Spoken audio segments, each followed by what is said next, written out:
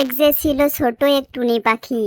এক রাতে হঠাৎ করেই তার একমাত্র ছানাটার খুব জ্বর এলো। ছানাটা একদম চুপচাপ হয়ে আছে, চোখ মেলতেও কষ্ট হচ্ছে। ওরে আমার সোনা মা, গা তো পুড়ে যাচ্ছে তোর, কথা বলছিস না কেন রে?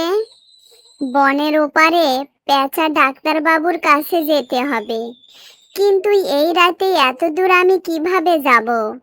উড়ার শক্তিও যে আমায় নেই। ওই তো পাশের শিমুল গাছে কাক ভাই থাকে, ওনার ডানা দুটো কত বড়, গায়েও তো কত শক্তি। যাই, কাক ভাইয়ের কাছে একটু সাহায্য চাই।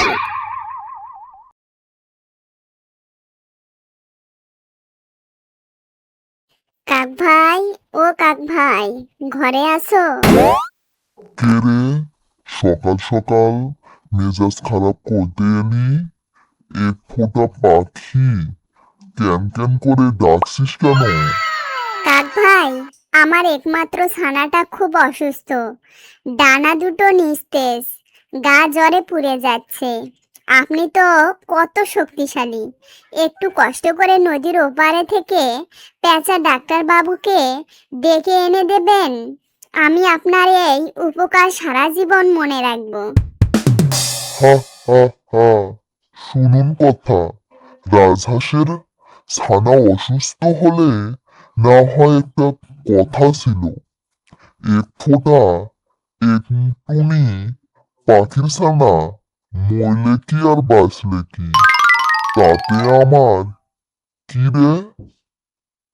এমন কথা বলবেন না কাক ভাই, দয়া করুন, ডাক্তার না পেলে আমার ছানাটা মরে যাবে। আমি হলাম বনের এত বড় পাখি, আর আমি যাব তোর মতো স্যাঁচরা টুনির জন্য ডাক্তার আনতে? দূর হ এখান থেকে, তোর ছানার জ্বর দেখার সময় আমার নেই। এক কথা কয়বার বলতে হয়?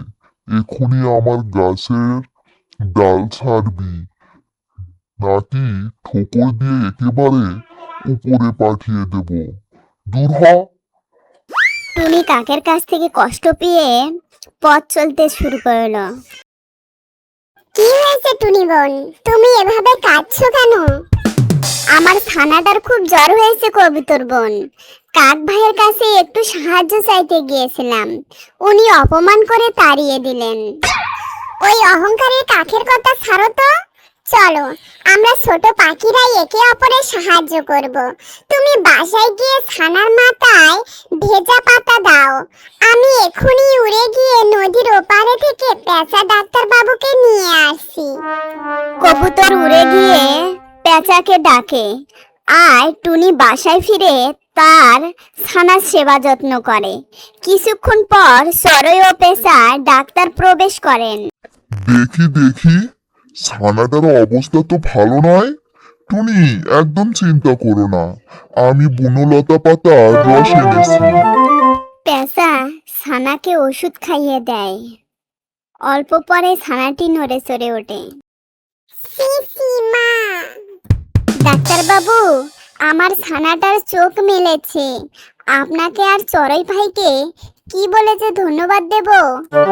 ধন্যবাদ দিতে হবে না রে টুনি, বিপদে এক হয়ে সাহায্য করাই হলো আসল পাখির ধর্ম। পরের দিন রাতে বনে ভীষণ ঝড় বৃষ্টি হয়। ঝড়ে অহংকারী কাকের বাসা ভেঙে চুরমার হয়ে গেল এবং ডানা ভেঙে সে এক কোণে পড়ে রইল। আহ ও, কেউ আসো, আমাকে একটু সাহায্য করো, আমার ডানা ভেঙে গেছে।